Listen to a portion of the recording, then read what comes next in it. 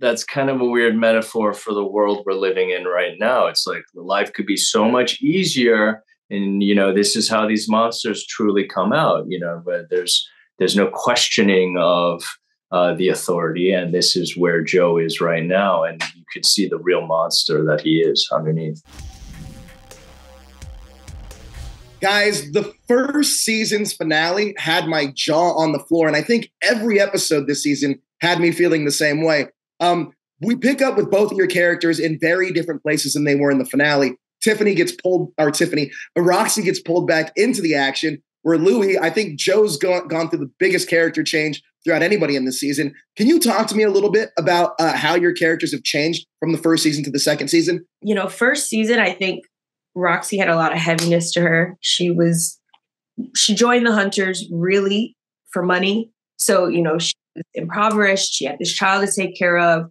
She was an activist that wasn't even able to be an activist in the way she wanted to. She felt kind of weird in this group, and that's why she had this connection with Joe.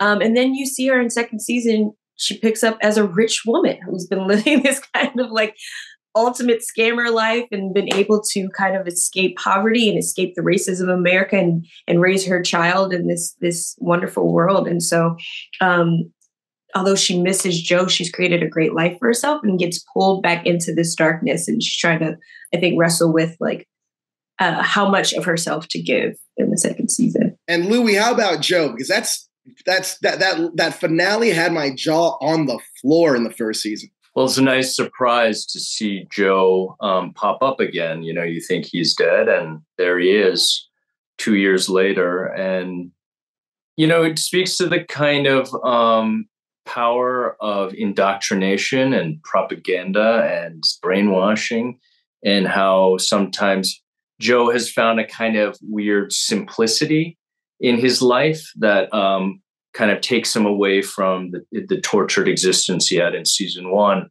And that's kind of a weird metaphor for the world we're living in right now. It's like life could be so much easier, and this is how these monsters truly come out.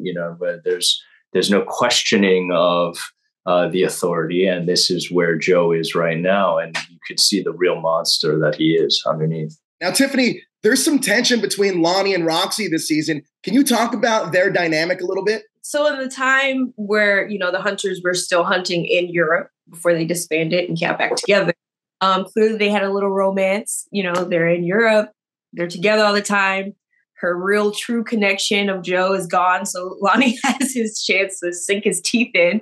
But by the time we see them again, she's not interested. And so throughout the season, you just see, it really weighing on Lonnie, his love for her and her trying to balance, keeping her boundaries, but also being a friend to him. It's a hard dynamic. Now, Louis, we kind of dive into Joe's past this season, and I found the inclusion of the internment camps really interesting. Can you talk about that added element to Joe's origin? Yeah, this is something David and I talked early on about.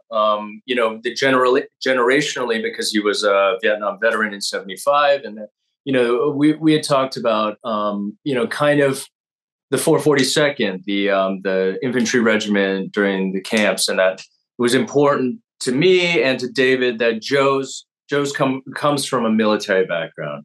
He's a patriot. He believes in the United States, despite all that he's gone through. And then he goes to Vietnam, and his life is torn apart. He's being sent with troops that are discriminating against him. And yet at the same time, he has to kill people that look exactly like him. And what are the repercussions of that? And I think that's what you see in a lot of season one. And then you see it in the flashbacks with Meyer in season two. Yeah, Tiffany, Louis, thank you so much for your time. Fantastic job on this show. You guys are both my favorite characters on this. So I love that you guys are paired. So thank you guys so much. I appreciate your time. Thank you.